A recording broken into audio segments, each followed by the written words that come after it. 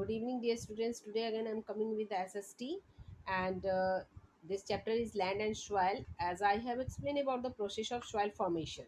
Now come to the next paragraph. Air provides oxygen and nitrogen to soil, which are essential for the growth of plants and trees. Living organisms include with both vegetation and insects. They get mixed with soil to make it useful for vegetational growth. Dead plants and animals provide humus to the soil. Mountains relief creates hindrance in soil formation. The thick layer of the soil easily slips from slopes. Water also flows speedily from slopes and does not percolate into the soil. On the other hand, plains allow ideal condition for soil formation.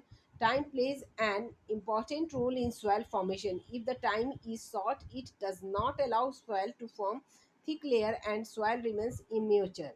On the other hand, long period helps soil to form thick layer and attain maturity because physical, chemical, and organic action and reaction take place leading to well developed layer one above the other. अब मैंने आपको बताया था कि मिट्टी बन कैसे बनती है। मिट्टी बनने में बहुत टाइम लगता है, ऐसा नहीं कि मिट्टी तुरंत बन जाती है। उसके बाद मिट्टी में नाइट्रोजन और ऑक्सीजन होती है, हवा जो हवा के द्वारा आती है, और ये क्या करती है, मिट्टी को एक न्यूट्रिशन देती है ताकि जो लिविंग एनिमल्स हैं या ऑर्गेनिज्म है वो क्या करे, ग्रो कर सके मिट्टी में।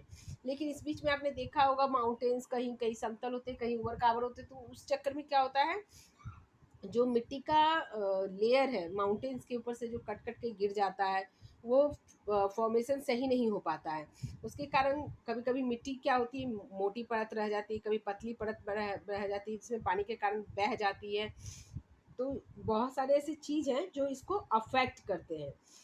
समय जो है मैंने बताया कि समय बहुत ज़्यादा लगता है मिट्टी का, ये बहुत निर्माण करने में। अगर कम समय में मिट्टी निर्माण होगी तो क्या होगी, मिट्टी पतली परत के साथ आएगी। लेकिन मिट्टी में अगर ज़्यादा समय लगेगा तो मिट्टी मोटी परत के साथ आएगी। इसमें भौतिक, रासायनिक और कार्बनिक क्रिया प्रतिक्रिया परिणाम स्वरूप एक के ऊपर दूसरी सुविकसित परतें तैयार होती है। फिजिकल, मैंने बताया ना आपको कि physical, chemical and organic action. तो ये क्या करता है, मिट्टी को एक अच्छा लेयर प्रदान करता है। अब हम आते हैं soil classification and distribution. Soil classification means the group of soil, it is based on their texture, colour, structure, appearance from the fertility of each origin. Many countries use their own system for the classification of soil like France, Canada, China, India, Brazil and Russia. अब soil formation का मतलब है कि मिट्टी का निर्माण कैसा होता है। जैसे अलग अलग कंट्री है तो मिट्टी का निर्माण भी आपको मैंने पहले पिक्चर भी दिखाया था कि मिट्टी का